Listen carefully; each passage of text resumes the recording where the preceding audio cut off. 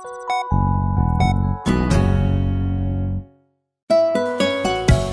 तक रेडियो सुनता है सारा जहां।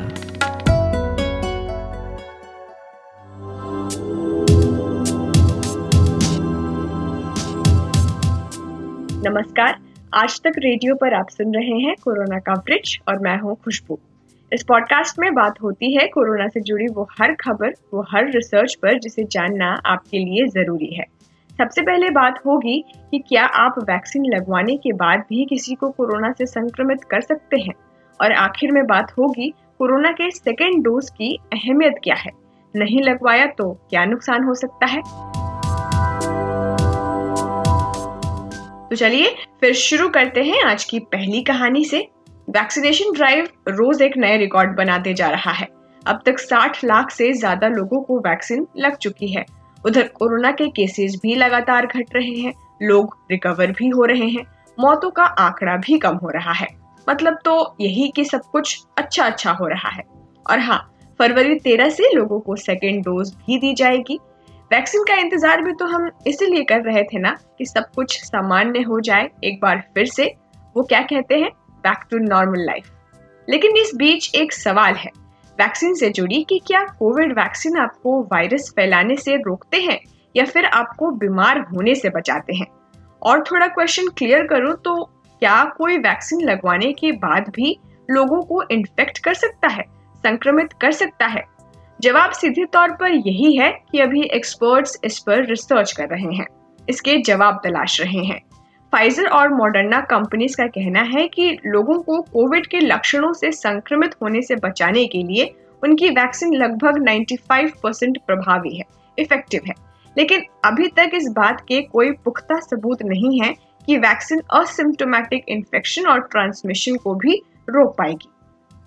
हालांकि रिसर्च जारी है इस पर, लेकिन जानकारी जरूरी है ताकि कुछ अफवाहों से हम बच सके। और अफवाहों से तो तभी बच पाएंगे जब साइंस को समझ पाएंगे। हमारे आज के एक्सपर्ट से इस पर बातचीत करेंगे, लेकिन पहले इनका इंट्रोडक्शन तो बनता है। आज के हमारे एक्सपर्ट हैं डॉक्टर राजेश पारिक, मुंबई के जसलोक हॉस्पिटल में मेडिकल रिसर्च के डायरेक्टर और न्यूरो साइकेट्रिस्ट है। The Lancet, American journal of psychiatry जैसे मशहूर जर्नल्स में इनके 150 आर्टिकल्स पब्लिश हुए हैं और Bombay psychiatric society president award से 3 बार नवाजे भी जा चुके हैं। बहुत बहुत स्वागत है डॉक्टर आपका आज तक रेडियो पर। शुक्रिया खुशबू। तो डॉक्टर, आगे की बात करने से पहले सबसे पहले तो मैं यही समझना चाहूंगी आपसे कि जब वैक्सीन किसी को लगाई जाती है, खासकर कोरोना की वैक्सीन की हम बात कर रहे हैं, तो वैक्सीन काम कैसे करती है, वो क्या करती है?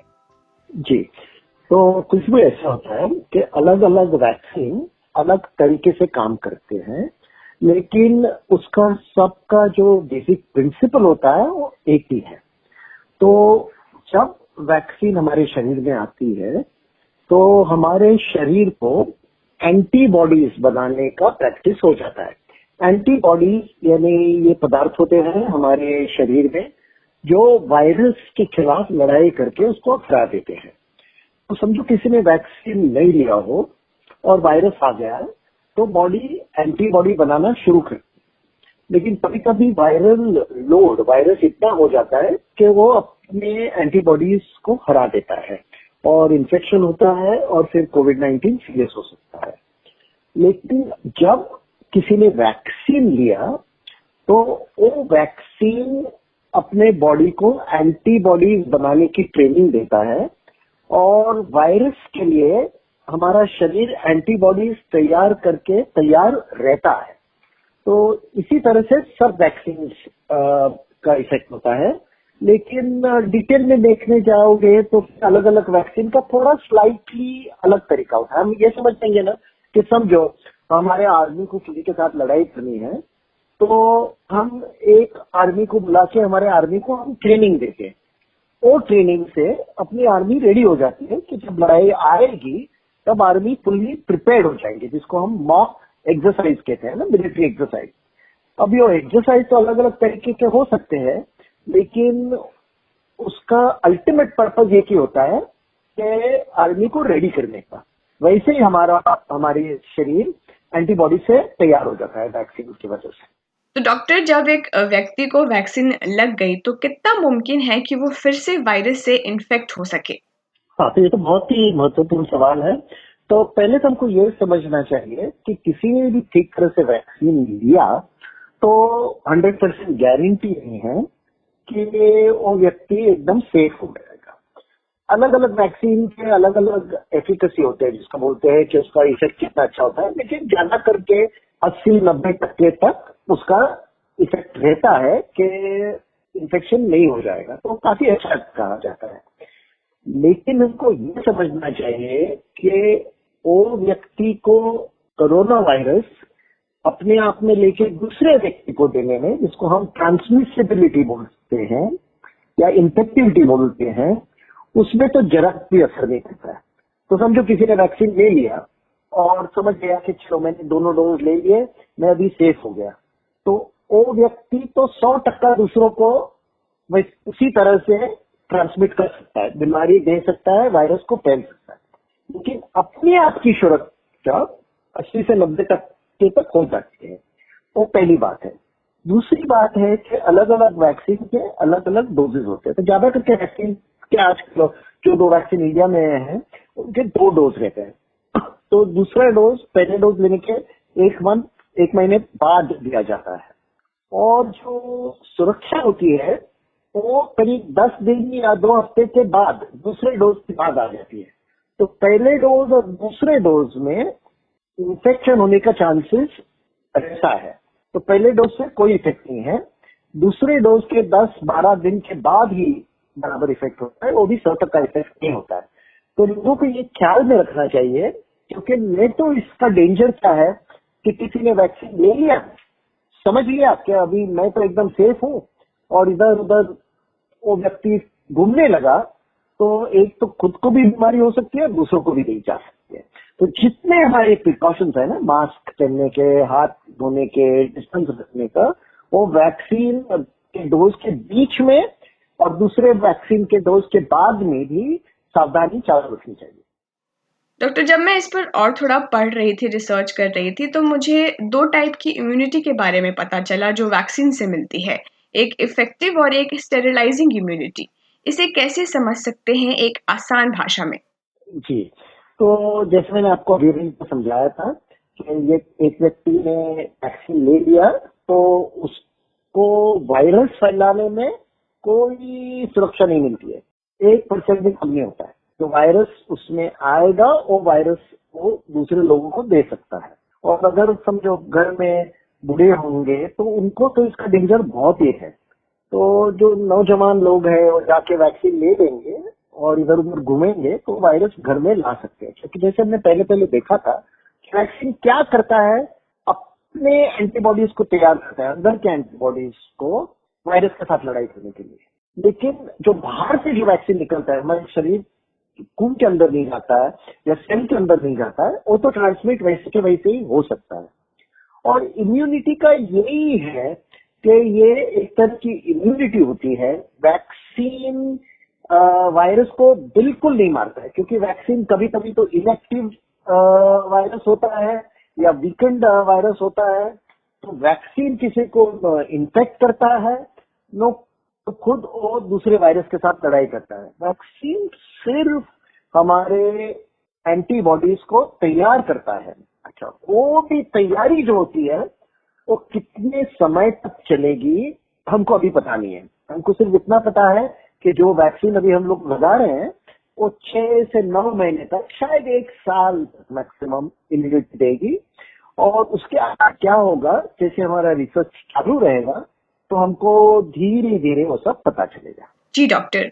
तो डॉक्टर, जो क्लिनिकल ट्रायल हुए उसके दौरान वैज्ञानिकों ने चेक क्यों नहीं किया कि जो वैक्सीन है वो ट्रांसमिशन तोड़ेगी या सिर्फ एक प्रोटेक्शन देगी वायरस के अगेंस्ट? ट्रांसमिशन को इनडायरेक्टली तोड़ा जाता है। अभी ट्रांसमिशन में क्या होता है कि अभी हम देखते हैं, जो कोरोना वायरस की बात करेंगे तो एक व्यक्ति को इन्फेक्शन हो गया तो 2 या 3 व्यक्ति को इन्फेक्शन पास कर सकता है। तो इसीलिए ये बहुत ही आसानी से वायरस फैल जाता है। अभी समझो वैक्सीन नहीं भी हो तो समझो 60-70% परसेंट लोगों को इन्फेक्शन आ गया और उनमें जो नेचुरल इम्यूनिटी आ गई, तो उसमें से ट्रांसमिशन टूट जाता है। क्योंकि ये वायरस है ना, हमारे शरीर के अंदर ही रेप्लिकेट हो सकता है, बाहर उसकी जिंदगी जरा भी नहीं है। तो अगर ज्यादा लोग इम्यूनाइज हो गए नेचुरल इम्यूनिटी से, तो ट्रांसमिशन से टूट जाता है। अभी अभी जो सीरो सर्वे हमारे देश में हुए हैं, जिनके रिजल्ट भी एक दो पहले आए थे, उसमें से 50 ऐसे हमको समझ में आता है कि करीब दिल्ली में तो 50% तक सीरो सर्वे में नेचुरल इम्यूनिटी दिखाई दे रही है, और देश में करीब 25% लोग को नेचुरल इम्यूनिटी आ गई है। वैक्सीन उसके ऊपर और इम्यूनिटी बढ़ाता है। तो इसीलिए हम कहते हैं कि वैक्सीन 60-70% पॉपुलेशन को मिल गया तो काफी है, क्योंकि बाकी लोगों को तो ऑलरेडी नेचुरल इम्यूनिटी आ गई है। तो ये इम्यूनिटी आने से वो जो ट्रांसमिसिबिलिटी पॉपुलेशन में है उसको कम कर देता है, लेकिन इंडिविजुअल लेवल पे कोई असर नहीं होता है। जो इंडिविजुअल एक से दूसरे को दे सकता है वो वैसे ही चलता है, सिर्फ टोटल ट्रांसमिसिबिलिटी को कम करके एक तरफ की हर्ड इम्यूनिटी जिसको कहते हैं वो तैयार हो जाती है। अगर वैक्सीन पूरी तरह से ट्रांसमिशन चेन को नहीं तोड़ सकती है तो इसका हर्ड इम्यूनिटी पर क्या असर पड़ेगा डॉक्टर? देखिए, इसमें ये बेटर है कि वो बेटर है, ऐसे कुछ नहीं है। हमको ट्रांसमिशन तोड़ना है। ट्रांसमिशन तोड़ने के लिए, हर्ड इम्यूनिटी के लिए करीब 70% के प्रतिशत पॉपुलेशन में इम्यूनिटी आ गई तो वो ट्रांसमिशन तोड़ने के लिए सही है। तो इसमें दो तरह की इम्यूनिटी आ जाती है, वो जो एक दूसरे की मदद करती है, एक वैक्सीन तरफ की इम्यूनिटी और एक जो नेचुरल इम्यूनिटी। तो अगर वैक्सीन नहीं होता तो ये 70% पहुंचने के लिए ज्यादा टाइम लगता है, और जैसे वैक्सीन आ जाता है तो वो जल्दी हो जाता है, तो उतना ही फर्क वैक्सीन का हो जाता है। और इससे क्या होता है, वैक्सीन देने से कम लोगों की मौत होती है, कम लोग बीमार पड़ते हैं, क्योंकि हर्ड इम्यूनिटी जल्दी आ जाती है। तो वो वैक्सीन देने का महत्व है।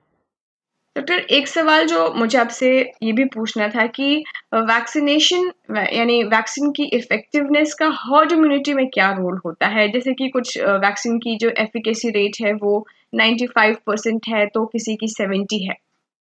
जी खुशबू, आपने दो शब्द अभी इस्तेमाल किए हैं, एक तो एफिकेसी है और दूसरा इफेक्टिवनेस है। इन दोनों में थोड़ा फर्क है। एफिकेसी क्या है? एफिकेसी यानी क्लिनिकल ट्रायल जिसकी बात आपने की थी, वो क्लिनिकल ट्रायल में अगर 100 लोगों को वैक्सीन मिला तो कितने लोगों की सुरक्षा हो जाती है, यानी उनको इन्फेक्शन नहीं होता है, उसको हम एफिकेसी कहते हैं। तो जब आप 80%, 90% बात कर रहे हैं एफिकेसी की, उसका अर्थ है कि हॉस्पिटल सेटिंग में क्लिनिकल ट्रायल में 80% या 90% लोगों को प्रतिशत लोगों को सुरक्षा मिलती है। अभी इफेक्टिवनेस अलग शब्द है। इफेक्टिवनेस यानी कि जब हम बाहर पॉपुलेशन में, हॉस्पिटल के बाहर जैसे लोगों को बाहर देंगे तो उसका कितनी सुरक्षा मिलती है, वो इफेक्टिविटी रहती है।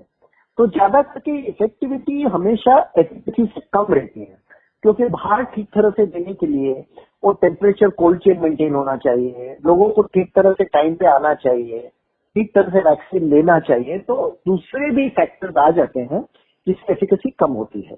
तो सचमुच हमको क्या देखना है, अगर पेपर पब्लिश करने हैं, डिस्कवरी करनी है, तो एफिकेसी बहुत इंपॉर्टेंट है। लेकिन अगर हमको हर्ड इम्यूनिटी चाहिए तो फिर इफेक्टिवनेस महत्वपूर्ण है, और ये इफेक्टिवनेस के वजह से हर्ड इम्यूनिटी जल्दी आ जाती है, क्योंकि नेचुरल इम्यूनिटी जो हो रही है लोगों को, उसके ऊपर से वैक्सीन की इम्यूनिटी आ जाती है, और ये दोनों साथ में मिलके हर्ड इम्यूनिटी लाके ट्रांसमिशन चेन को तोड़ देंगे। जी बहुत बहुत शुक्रिया डॉक्टर। अब आप देखिए, एक बात तो माननी पड़ेगी, वैक्सीन आने से महामारी के अंत की उम्मीद जगी है, लेकिन सब कुछ इतनी जल्दी सामान्य नहीं होने वाला है। तो आपको क्या करना है, आपको बखूबी पता है, मास्क, हैंड वॉश और सोशल डिस्टेंसिंग। अब यहाँ एक छोटे से ब्रेक के लिए रुक रही हूँ, लौटूंगी तो जानेंगे कोरोना वैक्सीन की सेकेंड डोज लेना क्यों जरूरी है। ये जो कान होते हैं ना, कान सर के दोनों तरफ, ये आपको दूसरी दुनिया में ले जा सकते हैं। और भाई ये जो ऑडियो की दुनिया है ना, ये बहुत ही इंटरेस्टिंग चीज़ों से भरी हुई है, अलबेली जानकारियाँ हैं। इसलिए मैं अब सिर्फ पॉडकास्ट ही सुनता हूँ, आज तक रेडियो पर। न्यूज़ भी मिल जाती है, हिस्ट्री के बारे में पता लगता रहता है और एंटरटेनमेंट भी होता है। बिल्कुल अपने जैसे बंदे बात करते हैं, हंसी मजाक भी करते रहते हैं। और क्या चाहिए भाई, गूगल करो aajtak.in/radio। आज तक रेडियो, सुनता है सारा जहां। Welcome back. अब जैसे कि मैंने आपको बताया था कि 23 फरवरी से कोरोना वैक्सीन की डोज लगनी शुरू हो जाएगी। तो अगर आप जा रहे हैं लगवाने, तो मैं आपको एक रिमाइंडर के तौर पर सेकेंड डोज से जुड़े कुछ सवालों के जवाब आपके साथ साझा करना चाहती हूँ। यही कि वैक्सीन का दूसरा डोज जरूरी क्यों है, और अगर आप नहीं लगवाते हैं तो उसके नुकसान क्या हैं। ऐसे कई सवाल हैं जिसके जवाब के लिए मैंने गुड़गांव के कोलंबिया एशिया हॉस्पिटल के पल्मोनोलॉजिस्ट पीयूष गोयल से बात की। और पहला सवाल तो यही पूछा कि जो दूसरा डोज होता है उसे क्यों दिया जाता है। देखिए, सेकेंड डोज इसलिए दिया जाता है वैक्सीन का कि वैक्सीन की जो एफिकेसी है और जो एफिशिएंसी है और जो हमारी इम्यूनिटी स्टेटस है वो और बेटर हो जाए सेकेंड डोज के बाद। जैसे कि पहले भी बहुत सारी वैक्सीन का बच्चों के अंदर बूस्टर डोज लगता है। आप अगर देखें बच्चों की जो वैक्सीन होती हैं उनमें काफी सारी वैक्सीन का बूस्टर डोज लगता है। तो बूस्टर डोज से ऐसी कोई परेशानी नहीं होती है नॉर्मली, और ये इसलिए लगाया जाता है कि हमारी बॉडी का जो रिएक्शन है इससे और ज्यादा बेटर हो और ज्यादा इम्यूनिटी इससे बूस्ट हो, इसलिए इसको बूस्टर डोज कहा जाता है। दूसरा डोज लेने के बाद किस तरह का प्रोटेक्शन मिल जाता है डॉक्टर, पहले डोज के मुकाबले?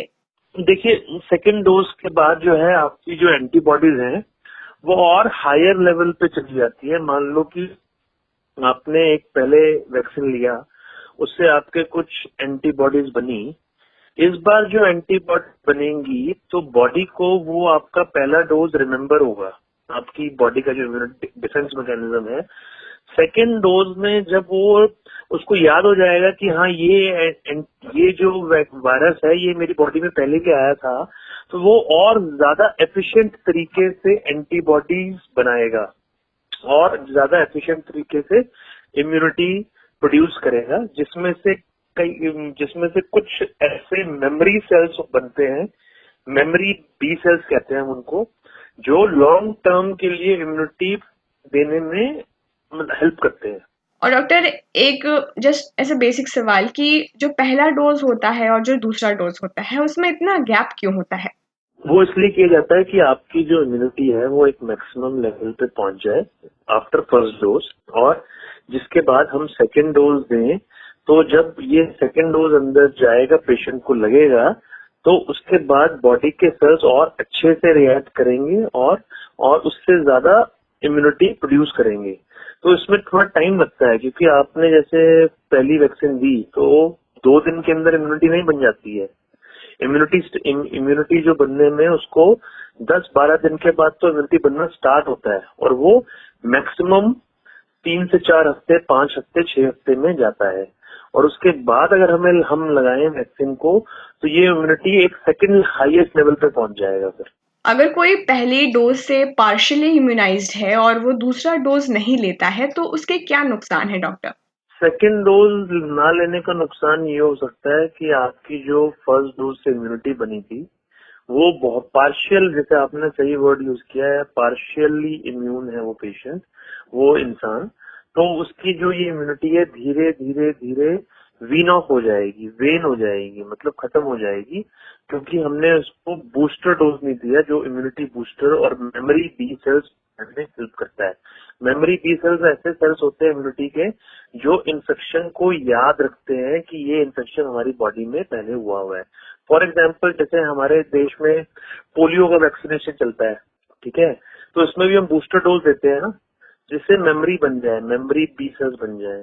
जैसे स्मॉल पॉक्स हमने इरेडिकेट कर दिया है वैक्सीनेशन के लिए, वैक्सीनेशन करने के बाद, तो स्मॉल पॉक्स जब हम डोजेस दे रहे थे वैक्सीनेशन के, तो उसमें booster doses immunity memory B cells हमारे बने थे, जो आज तक भी उस स्मॉल पॉक्स के जो वायरस को याद रखा हुआ है, जिससे हमारी इम्यूनिटी इमीडिएटली बन जाती है उसको देने के बाद, मतलब उससे कांटेक्ट में आने के बाद। तो कहने का मतलब ये है कि जैसे मीजल्स है, मीजल्स एक बहुत बड़ी समस्या होती थी किसी समय में, तो जब से उसकी वैक्सीन आई है, उसके बूस्टर लगने शुरू हुए हैं, तो बच्चों को मीजल्स जैसे कि खत्म ही हो गया। अगर होता भी है तो वो ऐसा होता है कि बहुत ही माइल्ड तरह की इलनेस होती है। आपको वो इसलिए होती है कि हमारी बॉडी को उस वायरस के बारे में याद है, और जैसे ही वो वायरस हमारे बॉडी में एंटर करने की कोशिश करता है तो हम उसके लिए हमारी बॉडी तैयार होती है, और वो इम्यून सेल्स बहुत रैपिडली बनाती है, जिससे या तो डिजीज होता ही नहीं है, अगर होता है तो बहुत ही माइल्ड डिजीज होता है।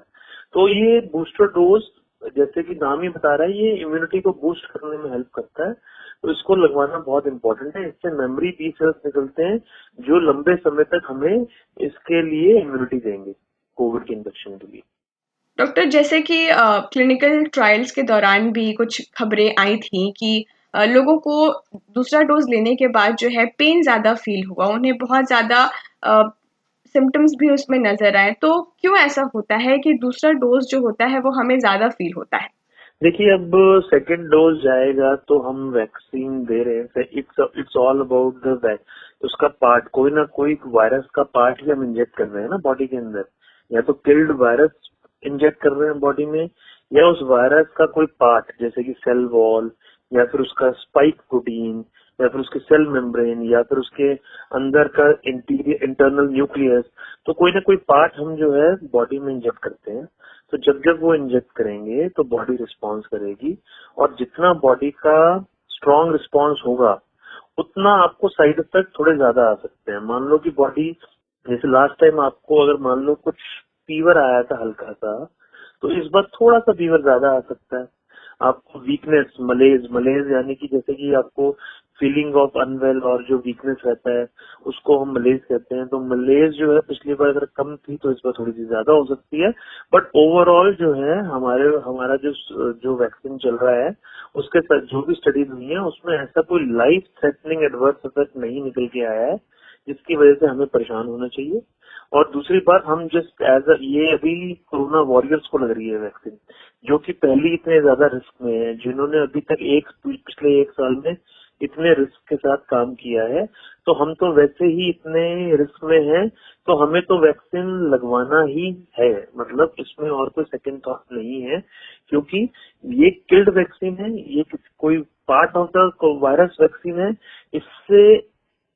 इससे इतना ज्यादा साइड इफेक्ट नहीं आएगा जितना आप अगर कोविड इन्फेक्शन हो गया तो उससे आपको जो लाइफ थ्रेटनिंग डिजीज है कोविड, उसकी वजह से जो प्रॉब्लम होने वाली है उससे कहीं 100 वो भी नहीं है इसका मतलब इफेक्ट मेरे हिसाब से, कि हमें ले लेना चाहिए वैक्सीन, और लेना भी चाहिए, डरने की जरूरत नहीं है इसके बारे में। जी डॉक्टर, एक सवाल ये भी है कि जनरली जो लोग होते हैं वो वैक्सीनेशन से पहले पेन किलर्स भी लेते हैं और बाद में भी, ये कितना सही है? आपकी क्या राय है इस पर? जब भी इम्यूनिटी बनता है तो आपको ये जितने भी पेन किलर्स हैं, पेन किलर्स जो होते हैं एंटी इन्फ्लेमेटरी एजेंट्स होते हैं, कि आपकी जो एंटीबॉडी, जो इन्फ्लेमेशन के जो ये इम्यूनिटी सेल्स निकलते हैं उनको सप्रेस करता है। तो मैं तो एडवाइज नहीं करूंगा कि एंटी इन्फ्लेमेटरी एजेंट्स लेने चाहिए। हाँ, there are some other pain killers like Crocin, paracetamol ले सकते हैं, क्योंकि that is not anti inflammatory, और आप इसके अलावा मेरे ख्याल से कुछ यूज नहीं करना चाहिए। तो ये थे डॉक्टर पीयूष गोयल, बहुत बहुत शुक्रिया डॉक्टर। तो आई होप आप समझ गए होंगे सेकेंड डोज की अहमियत, तो मिस मत कीजिएगा, लगवाइएगा जरूर। आज के कोरोना कवरेज में बस इतना ही। आपको आज का कवरेज कैसा लगा हमें जरूर बताइए। कोई सलाह सुझाव हो तो लिख भेजिए हमारे ईमेल पते पर radio@aajtak.com। अब मिलेंगे आपसे संडे को। अपना बहुत बहुत ख्याल रखिए। नमस्कार, और सुनते रहिए आज तक रेडियो।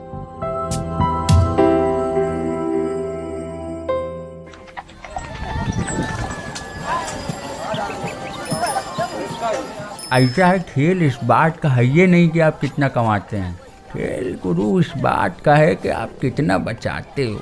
अब कैसे बचाएं?